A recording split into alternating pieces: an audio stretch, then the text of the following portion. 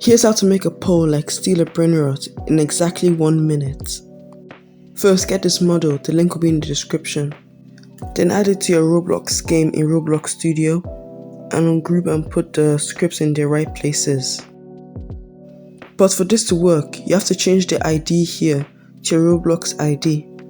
To get it, search Roblox on your browser, go to your profile, and the number here is your Roblox ID.